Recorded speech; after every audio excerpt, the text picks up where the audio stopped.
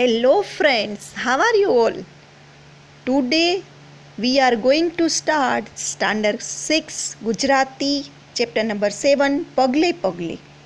આ પગલે પગલે કાવ્યનો સાહિત્ય પ્રકાર સૌર્યગીત છે. તો પહેલાં તો આપણે એ સમજીએ કે સૌર્યગીત એટલે શું. સૌર્યગીતને કૂચગીત પણ કહેવાય છે. સૌર્યગીત એટલે આપણે જ્યારે બહુ મુશ્કેલીમાં હોય, દુઃખમાં કે તકલીફમાં હોય ત્યારે આપણે હિંમત હારી જઈએ છીએ. એવા સમયે આપણને પ્રેરણા આપે, હિંમત આપે એવા ગીતને આપણે શૌર્ય ગીત કહીએ છીએ.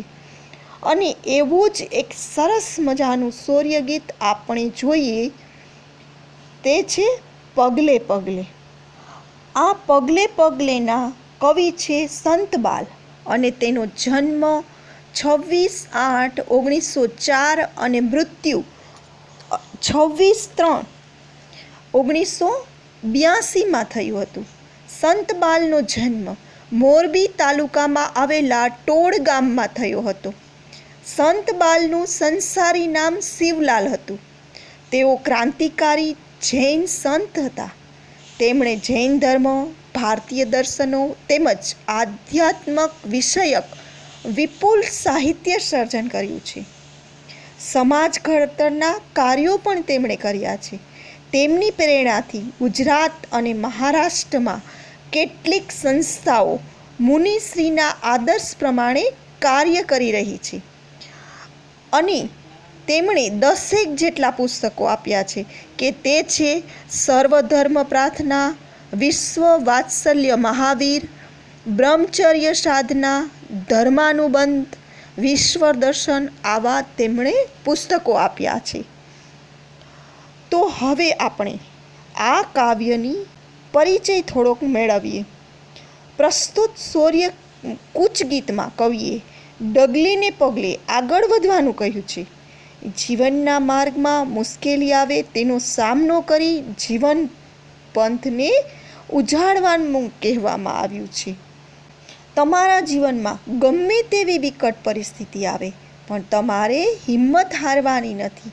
તમે હિંમત હારશો તો તમે આગળ નહીં વધી શકો ને જીવનનો પંથ છે તે એકદમ મુશ્કેલી ભર્યો રસ્તો છે.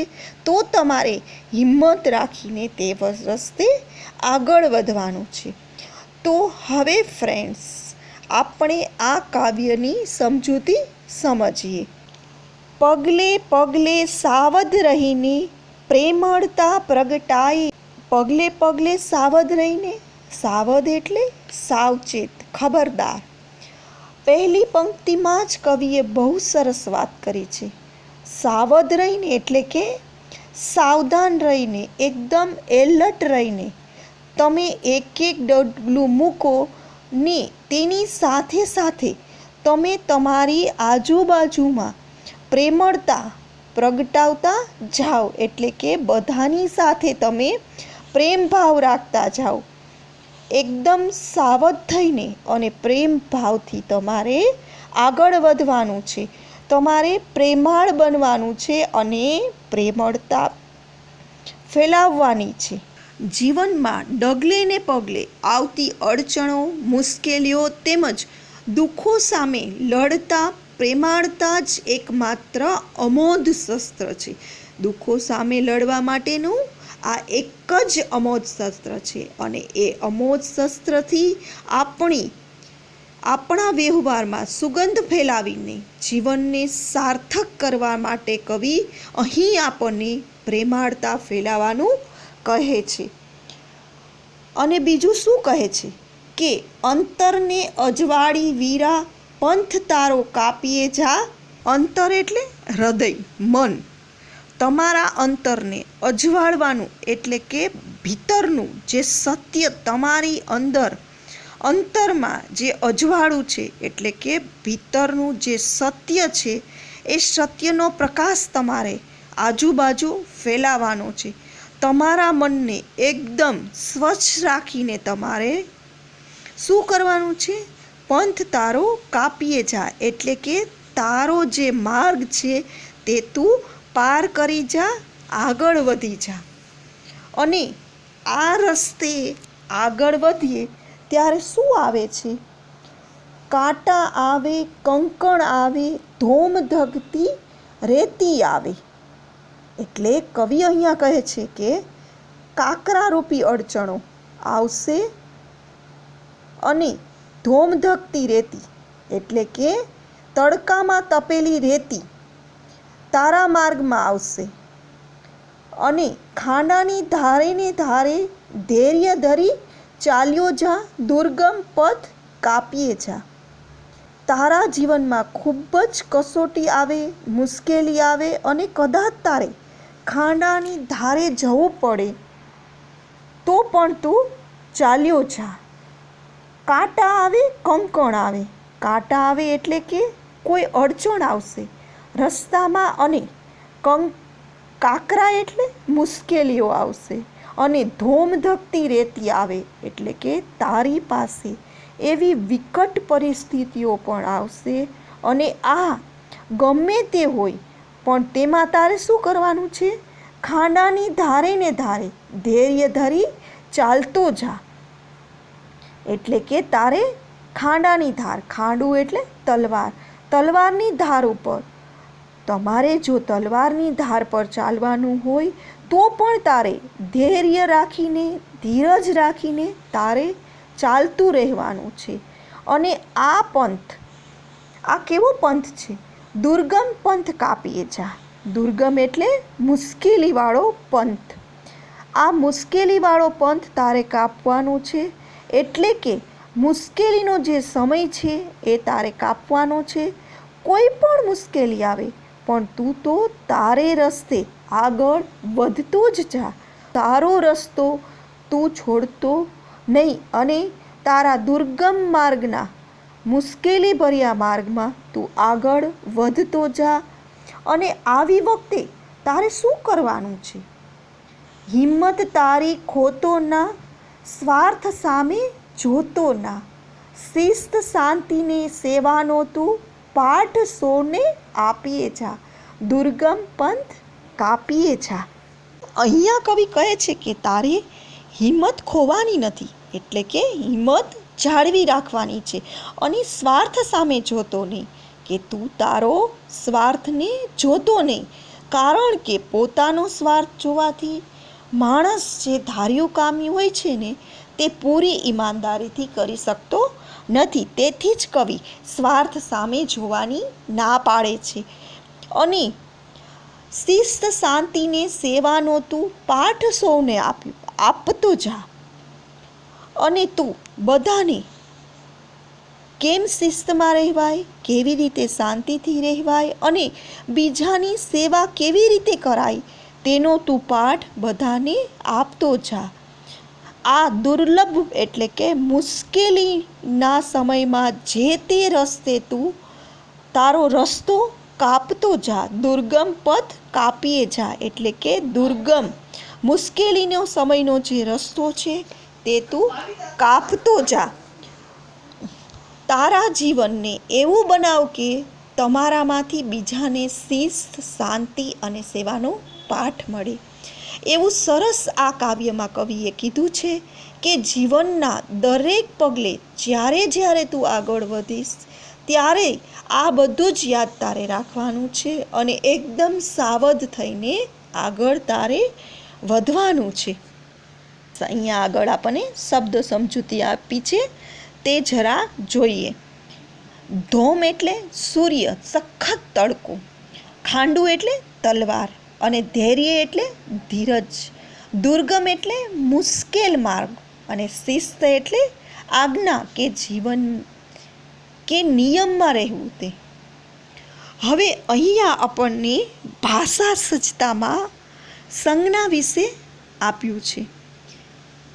અહીંયા કેટલીક સંજ્ઞાઓ આપી છે જેવી કે જાતિવાચક સંજ્ઞા અને વ્યક્તિવાચક સંજ્ઞા.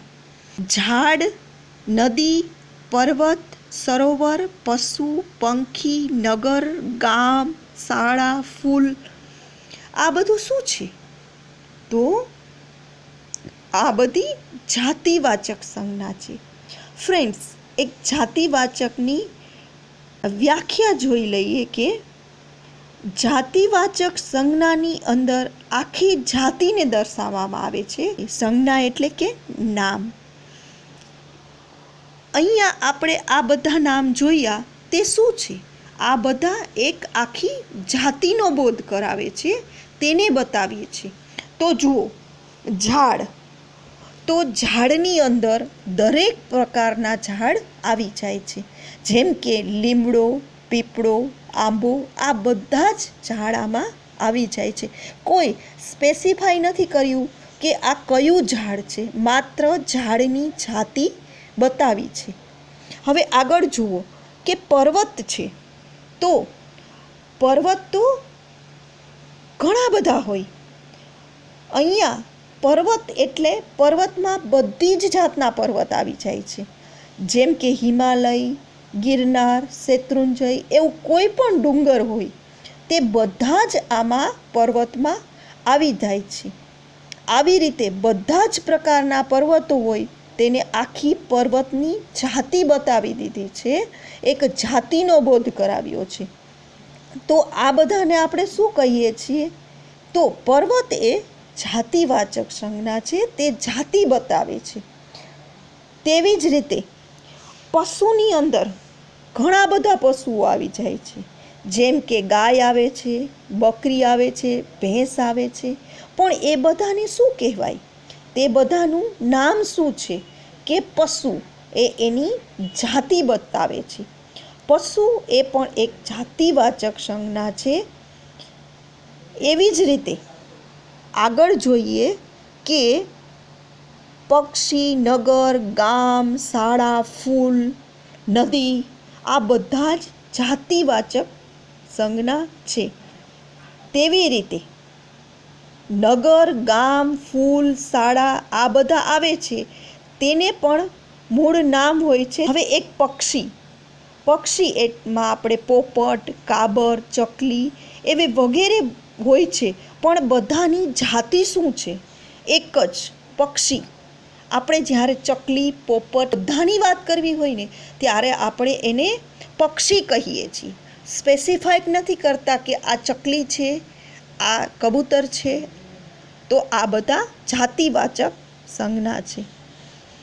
અને હવે આગળ બીજી સંજ્ઞા બતાવી છે, તે છે વ્યક્તિવાચક સંજ્ઞા. વ્યક્તિવાચક સંજ્ઞામાં કોઈ ચોક્કસ વ્યક્તિ કે સ્થળને દર્શાવવામાં આવે છે ત્યારે તેને વ્યક્તિવાચક સંજ્ઞા કહેવાય છે. આ બધી સંજ્ઞાઓ કોઈ ચોક્કસ વ્યક્તિની તથા સ્થળની ઓળખ આપે છે. એટલે કે તે નામથી ઓળખાતી એક વ્યક્તિ અથવા એક સ્થળને જ તે વસ્તુ લાગુ પડે છે. જેમ કે અહીંયા એક્ઝામ્પલ આપ્યા છે કે વલ્લભભાઈ, ગાંધીજી, પ્રિયા, કબીરવડ, હિમાલય, ગંગા નદી, ભાવનગર, સુરત. આ બધામાં એક ચોક્કસ નામ છે. ફોર એક્ઝામ્પલ વલ્લભભાઈ એ એક વ્યક્તિ હતા, એનું શું છે? એની ઓળખ છે, તે તેનું એક નામ છે, એટલે જ એ વ્યક્તિવાચક સંજ્ઞા છે. તેવી રીતે ગાંધીજી પણ એક વ્યક્તિ હતા અને તેનું ઓળખ માટેનું આપેલું એક આ વ્યક્તિની ઓળખ માટે આપેલું એક આ નામ છે. તો તેના માટે આપણે શું કહીએ? તેને વ્યક્તિવાચક સંજ્ઞા કહીએ. જેમ કે આગળ કબીરવડ છે. વડ તો ઘણા બધા હોતા હશે, પણ કબીરવડ તો એક જ છે ને. તે રીતે એ વડને ચોક્કસ નામ આપેલું છે, તો તેને આપણે શું કહીએ? વ્યક્તિવાચક સંજ્ઞા. આવી રીતે હિમાલય પર્વત તો આખી દેશમાં, દુનિયામાં ઘણા બધા હશે, પણ આપણે પર્વતને એક સ્પેસિફાઈ નામ આપેલું છે. શું છે? હિમાલય. એક તેને ચોક્કસ આપણે નામ આપી દીધું છે, એક સંજ્ઞા આપેલી છે, તેથી આપણે તેને વ્યક્તિવાચક સંજ્ઞા તરીકે ઓળખીએ છીએ. અને તેવી જ રીતે જોઈએ નદી. અહીંયા આપ્યું છે ગંગા નદી. તો નદી તો ઘણી બધી હોય છે, યમુના, ગંગા, કાવેરી, સરસ્વતી. પણ અહીંયા બધી નદી નહીં, નદીની જાતિ નહીં, પણ એક સ્પેસિફાઈક નદીને નામ આપેલું છે કે ગંગા નદી છે. તેથી આ વ્યક્તિવાચક સંજ્ઞા છે. તો ફ્રેન્ડ્સ, તમે હવે સંજ્ઞા વિશે બરાબર સમજી ગયા હશો. હવે આપણે આ કવિતા અહીંયા પૂરી કરીએ છીએ અને નેક્સ્ટ વિડીયોમાં આપણે ફરીવાર મળશું. Okay, bye. Thank you so much.